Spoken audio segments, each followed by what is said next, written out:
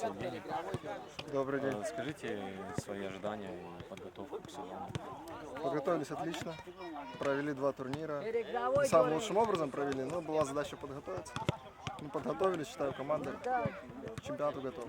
Вы встретились с болельщиками, увидели домашний стадион. Какие ваши ожидания? Мне понравилась встреча с болельщиками, понравилось то, что болельщики пришли на открытую тренировку. Это как внимание команды. То есть мы будем всегда с поддержкой, с вниманием, это всегда больше ответственности. В общем, очень жду полный стадион. Про Таджикистан что можешь сказать? Мне очень нравится природа, в первую очередь, очень красиво.